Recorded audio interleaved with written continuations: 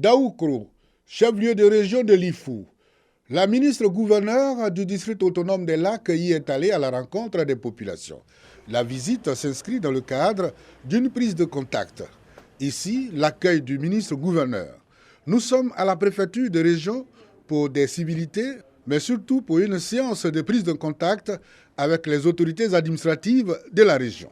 Après la préfecture, cap sur le centre-ville, précisément au foyer de jeunes, pour la grande rencontre avec les administrés. La rencontre de prise de contact s'est voulu également un cadre d'échange de la ministre-gouverneure avec les leaders de toutes les couches sociales sur les questions du développement de la région de l'Ifou. Raymond Goudou Kofi d'expliquer les missions et le fonctionnement de son institution, non sans exhorter à la paix et la cohésion sociale. Nous sommes ici en tant que ministre-gouverneur pour être le lien entre ces collectivités territoriales, entre ces entités déconcentrées avec le gouvernement afin de faire la mise en œuvre, n'est-ce pas, des actions du gouvernement au niveau local. Un des objectifs chers au président de la République, comme vous le savez, c'est une Côte d'Ivoire solidaire. Et une Côte d'Ivoire solidaire, elle a pour première implication le développement. Élus et cadres de la région saluent l'avènement des districts autonomes. Permettre à nos parents qui étaient dans le doute, peut-être du fait d'un manque de communication, d'information, de comprendre que les différentes structures que l'État met en place doivent être complémentaires. Quand l'ange qui est à côté de Dieu est à vos côtés, vous ne pouvez que vous réjouir. Et c'est de quoi elle est capable, elle pourra booster véritablement le développement au niveau de notre région. Raymond Goudou Kofi poursuit sa tournée de rencontre des populations dans les autres localités de son district.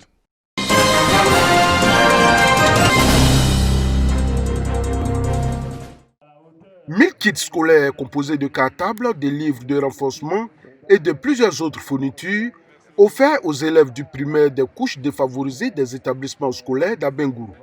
Le ministre de l'économie numérique, des télécommunications et de l'innovation fait ainsi parler son cœur pour permettre aux bénéficiaires de reprendre sereinement la route de l'école. Un soulagement pour les parents qui n'ont pas manqué de lui traduire leur gratitude. Nul n'est sans ignorer que la période de rentrée scolaire demeure l'un des moments les plus stressants, voire même angoissants pour les parents que nous sommes. Que recevoir ces kits scolaires constitue une vraie bouée d'oxygène pour nous. La distribution de kits aux enfants des familles modestes est à la fois source de soulagement et de motivation pour les parents et les enfants. Encore merci, Monsieur le ministre, d'avoir accepté de nous aider à booster l'école dans notre région. Pour le ministre Roger Adom, à travers cette action, il entend donner les mêmes chances de réussite à tous les enfants. La rentrée n'est pas facile pour les parents.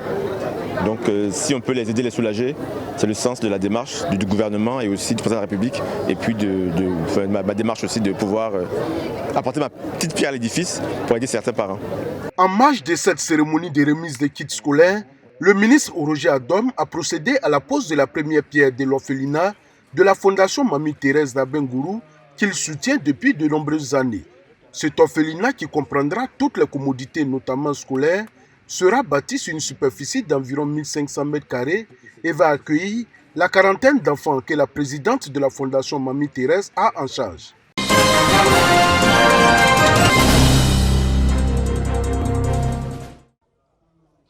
Un kit scolaire complet, valeur du prix d'excellence Moussa Dosso, remis à 519 élèves, tous majors de la région du Béret, au titre de l'année scolaire 2020-2021.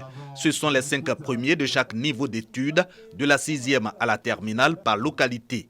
Comme eux, les meilleurs établissements ou ceux des plus nécessiteux reçoivent du matériel didactique et autres équipements de bureau, de quoi faciliter cette rentrée scolaire. C'est un immense plaisir pour mes camarades lauréats et moi d'être en ce jour ici pour être célébrés. Nous voudrions remercier du fond du cœur et exprimer notre infinie gratitude à l'initiateur de cette cérémonie d'excellence et du mérite. On a suspendu les cotisations exceptionnelles. Alors, ces cadeaux-là nous permettront de débuter l'année avec beaucoup de quiétude. Au-delà du soulagement des récipiendaires, il s'agit de cultiver chez les apprenants le goût de l'effort au regard des réformes en vigueur pour redorer le blason de l'école ivoirienne, selon l'initiateur du prix d'excellence. Le Conseil a fait sa part et le ministre-gouverneur que je suis va également regarder l'appui à apporter au Conseil, l'appui à apporter aux populations dans le domaine de l'éducation. Nous sommes ensemble et nous allons, tout le long de cette année scolaire, travailler comme nous l'avions toujours fait. Avant cette journée de l'excellence, s'est tenue la 3e session ordinaire du Conseil régional du Béret. Sont examinés et adoptés les réalisations, les projets en cours ou en attente d'exécution, ainsi que le budget du Conseil. Puis, le président de la région, devenu ministre, gouverneur du district autonome du Woroba, passe le témoin. Nous n'allons pas chercher à créer autre chose. Nous allons achever l'excellent travail qui a été déjà commencé par le ministre-gouverneur. Ainsi donc, Dogomo Kanaté devient le président du Conseil régional du Béret pour conduire le développement de cette région jusqu'en 2023.